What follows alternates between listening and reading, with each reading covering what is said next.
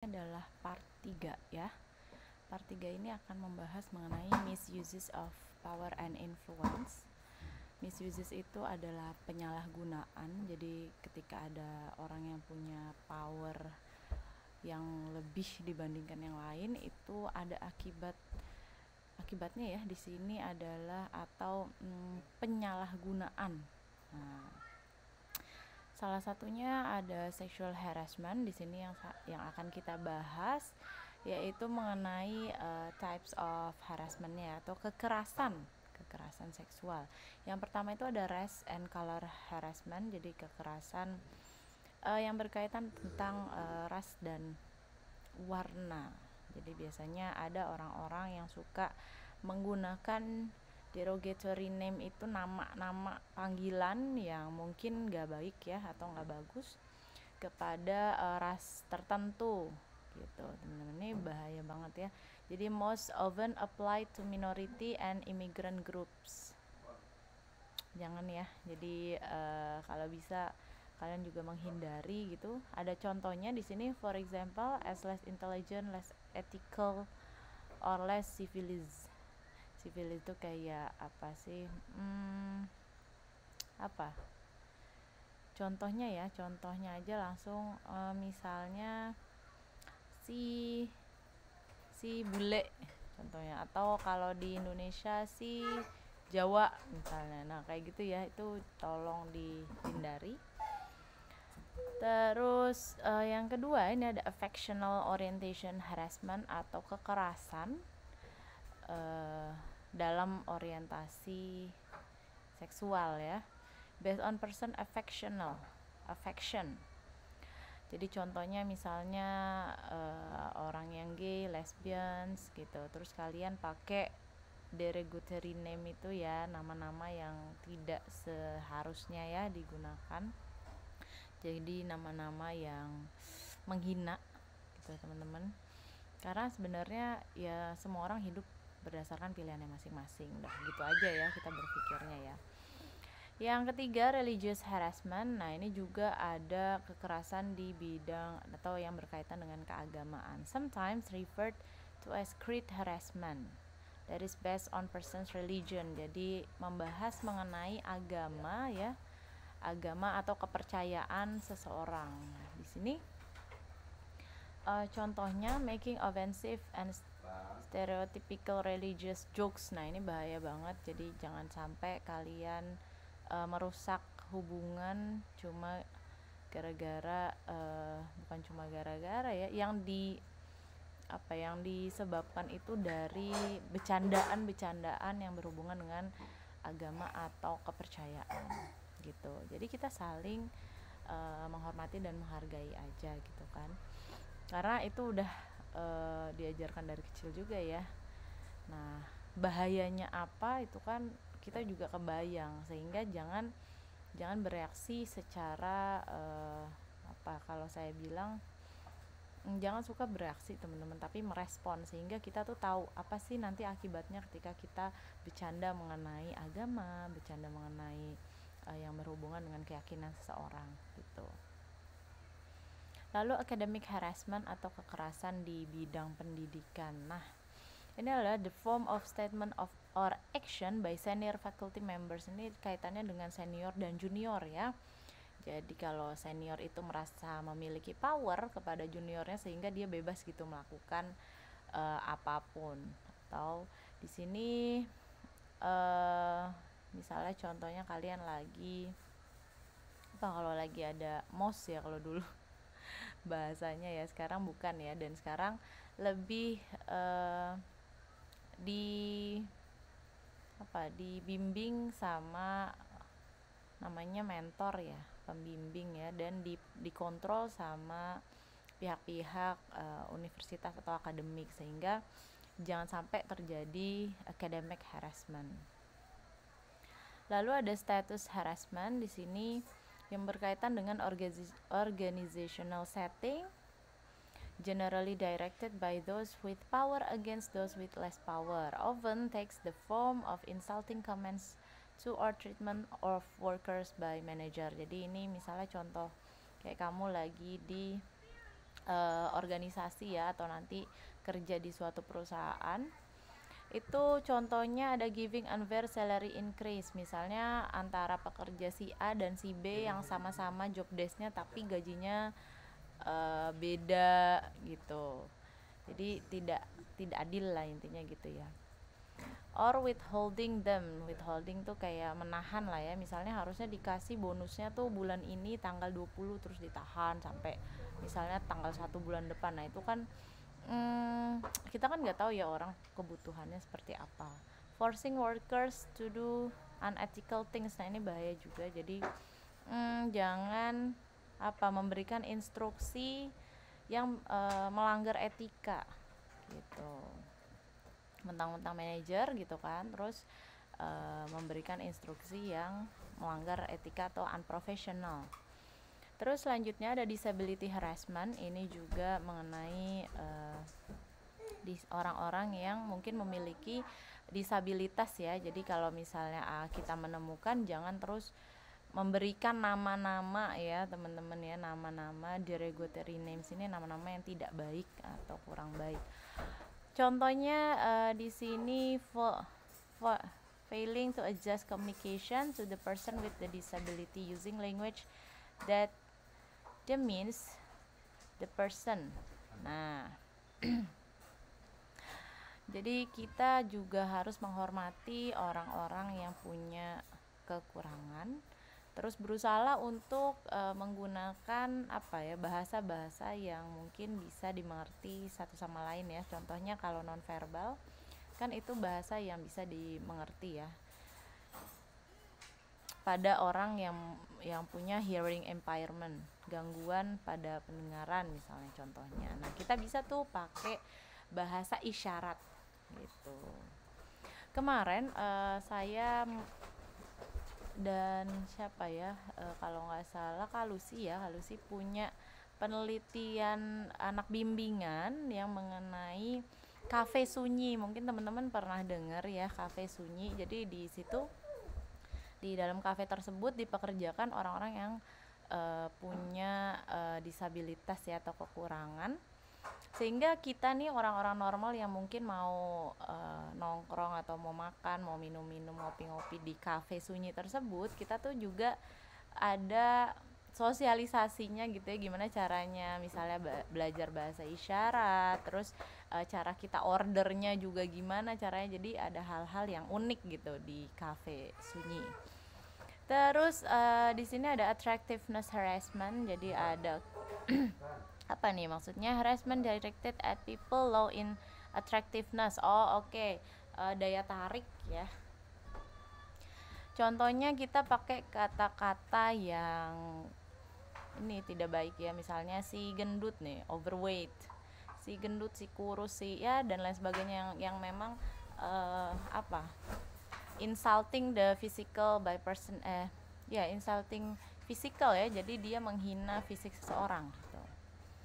Terus selanjutnya ada citizenship harassment based on a person citizenship, jadi ini berhubungan dengan warga negara ya, kewarganegaraan dari seseorang. Lalu veteran harassment itu orang yang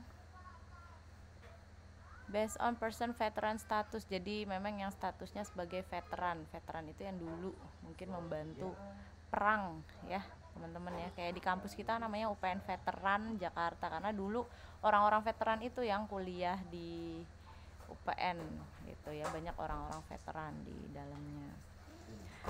Oke, itu adalah sexual harassment. Selanjutnya ini ada misuses of power di bagian bullying and power plays. Nah, tadi kita lihat di nutshell, ini adalah poin-poinnya di sexual harassment kita udah bahas, tapi apa kemudian yang harus kita lakukan ya ketika ada kekerasan tersebut. Di sini ada choicesnya atau pilihan yang bisa kalian lakukan. Yang pertama itu ada talk atau ya udah speak up gitu ya, ngomong. Kalau kalian misalnya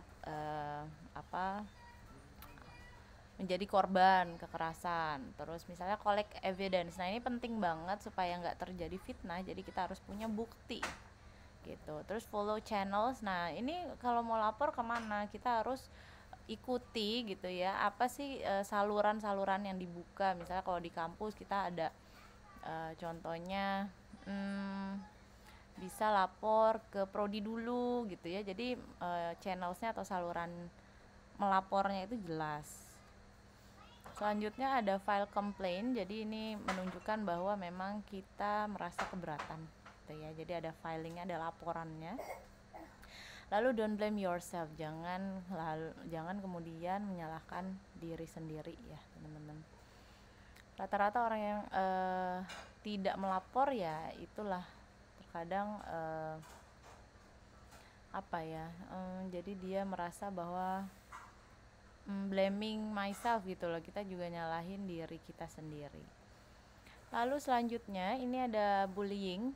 Bullying itu ya seperti yang kalian mungkin sering dengar ya, membuli. Contohnya apa aja? Di sini ada making others the butt of jokes. Jadi membuat orang lain itu sebagai lelucon ya. Terus treating others as inferior. Jadi ada superior, ada inferior. Jadi dia mentreat orang itu kayak nggak punya daya gitu loh, ya kan? Jadi bisa semena-mena, makanya timbul bullying ini. Excluding members from social function, jadi dihempaskan gitu ya dari social function. Contohnya kalau kita sama-sama mahasiswa, misalnya kan sama-sama punya hak untuk dapat pembelajaran yang sama gitu ya, waktu belajar yang sama. Nah kalau bullying ini jadi dia merasa bahwa si korban ini nggak pantas misalnya kuliah di kampus A contohnya gitu ya, ini terus dibully akhirnya. Terus selanjutnya verbal and non-verbal insults, ini menghina secara verbal maupun non-verbal. Lalu ada excessive blaming atau menyalahkan secara berlebihan. Tuh. Apa yang kemudian bisa dilakukan, teman-teman? Di sini workers and organizations need to understand that accusation of bullying will be investigated. Jadi ada kesadaran ya kan antara mungkin sesama pegawai, students atau mahasiswa gitu, dan manajemen ya, dan pengurus organisasi atau pimpinan harus saling mengerti bahwa perilaku bullying ini akan diinvestigasi. Jadi ketika ada perlakuan bullying yang terjadi, itu harus benar-benar diatasi gitu ya, baik misalnya secara mungkin bisa kekeluargaan, kalau misalnya nggak dapat juga misalnya secara hukum atau apa, jadi jelas gitu loh apa sih hukumannya, punishmentnya. Lalu sometimes confronting the bully assertively not aggressively is enough. Jadi kadang-kadang kita tuh menghadapi orang-orang yang suka ngebully ini itu nggak usah terlalu agresif gitu, tapi kita harus asertif tuh kayak tegas ya teman-teman. Jadi kita harus bersikap tegas. Nah selanjutnya take action when you or someone else is bullied. Jadi kalau misalnya kamu lihat, segeralah misalnya laporkan gitu ya, atau kita punya aksi gitu loh kalau pas ngeliat ya, apalagi kalau kita punya power juga. Nah, lalu teman-teman ada power plays. Di sini yang dimaksud power plays adalah sebentar, kita buka dulu. Oke. Power plays are pattern of behavior that are used repeatedly by one person to take unfair advantage of another person. Jadi dia tuh secara repeatedly itu berulang-ulang itu suka ngambil keuntungan ya dari orang lain. Terus power plays aim to deny you to the right to make your own choices. Jadi dia membuat orang lain itu nggak punya pilihan gitu. And come in variety forms in responding to such power plays. Nah ini typesnya apa? Typesnya di sini yang pertama ada nobody upstairs. Maksudnya adalah nobody upstairs ini kayak si A ngomong atau requesting, minta sesuatu, minta tolong atau complaining atau apapun tuh, tapi kayak diacuhkan gitu loh. Itu nobody upstairs ya. Jadi diacuhkan. Itu power plays teman-teman, hati-hati ya. Biasanya kalau di friendship cukup sering nih. Jadi giliran dia butuh, si A harus listening gitu kan, harus dengerin, nyimak, tapi giliran si A yang butuh dia kayak diacuhkan, udahlah gitu. Itu yang pertama ya. Yang kedua, you owe me. Nah ini apa? Kamu adalah milik saya contohnya ya. Jadi contohnya kita kalau di buku itu ada contohnya di sini dijelaskan bahwa dia ini mengajak jalan seseorang wanita ya, si laki-laki ini, tapi terus kemudian dia minta balesan gitu loh, kan udah ditraktir, udah dia pokoknya dikasih apapun, dikasih hadiah, dikasih ini itu, tapi dia terus minta kayak somethingnya gitu loh. Terus apa, kamu mau ngasih apa, kayak gitulah, you owe me ya. Terus selanjutnya you got to be kidding, jadi kayak bercanda aja kamu kalau ngomong gitu. Jadi dia tuh selalu kayak dilecehin gitu loh ya. Terus selanjutnya metafor. Kalau metafor ini seolah-olah apa,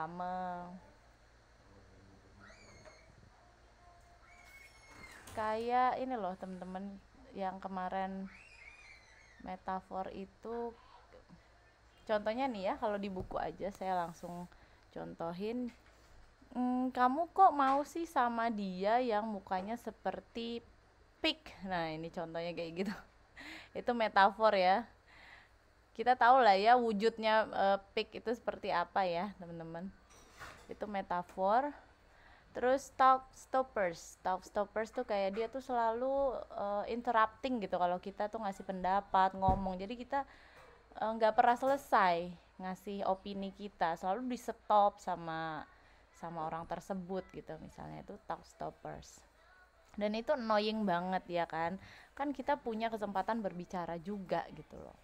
Oke, ini ada choicesnya yang bisa kita lakukan ya. Yang pertama, express your feelings. Jadi kita juga harus bilang gitu bahwa kita nggak suka misalnya diinterupsi terus ketika ngasih pendapat. Terus yang kedua ada describe the behavior to which you object. Nah ini juga ya, describe the behavior, apa sih perilaku yang kita tuh keberatan misalnya. Terus selanjutnya state a cooperative response that you both can live with comfortably. Jadi ini penting banget.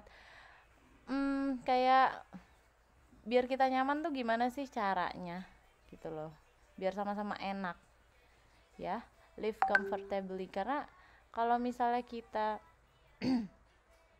nggak nyaman gitu ya dengan suatu hubungan atau apapun lah ya, itu ngejalaninnya juga nggak enak teman-teman pastinya ya kan. Kenapa kita bertahan, itu pasti ada kenyamanan di situ. Oke, ini ada trivia quiznya. In one survey, 32% of online teens reported having experienced harassment and bullying. In another survey, 26% of teens harusnya, reported bullying via their cell phones. Nah, what's been your experience with cyberbullying? Jadi teman-teman ada nggak pengalaman dibully ya dengan dari internet gitu? Cyberbullying namanya. In what ways might it be discouraged? Nah ini boleh nanti dijawab ya. Oke, ini adalah akhir dari penjelasannya. Sebelumnya saya tadi mau tambahin dulu sedikit teman-teman mengenai mana ya, ini ya, mengenai yang bagian specific language choices di Power in Message. Specific language choices, for example, avoiding hesitation. Jadi maksud avoiding hesitation ini adalah hindari kata-kata yang meragukan gitu. Jadi harus jelas, kalau kita menolak, kalau accepted ya. Jadi jangan ragu-ragu gitu. Itu yang hesitation tadi ya, tadi kayaknya agak kurang oke, gitu. Terus yang identity management juga saya mau ngasih tambahan. For example, depicting the other person as unreasonable. Jadi yang disebut apa nih, identity management di sini ada dua bentuk ya. Identity management nih fungsinya untuk manipulasi citranya seseorang gitu. Jadi ada dua bentuk. Yang pertama positif sama negatif. Jadi kita mau manipulasi citra orang seperti apa by requesting something gitu. Contohnya kalau yang positif ya, positif. Kamu lebih tahu nih dari saya, kamu pasti bisa deh ngerjain yang ini, kayak gitu. Itu yang positif ya. Jadi kita appraise dia dulu gitu, bahwa kamu lebih jago nih bagian ini gitu. Pasti kamu bisa nih ngerjain ini gitu. Kalau yang negatif ya, kalau yang negatif itu biasanya kayak contohnya ya, kata-katanya misalnya seperti ini. Kamu disuruh ngerjain kayak gini aja nggak bisa sih, misalnya contohnya kayak gitu. Jadi seolah-olah itu orang tuh nggak bisa ngapa-ngapain gitu loh. Jadi kita bikin citra dia tuh kayak buruk banget deh gitu ya. Itu yang negatif gitu teman-teman. Oke, jadi saya cukupkan aja pertemuan hari ini ya. Kita akan bahas di diskusi selanjutnya. Terima kasih teman-teman. Wabillahi taufiq wal hidayah. Wassalamualaikum warahmatullahi wabarakatuh.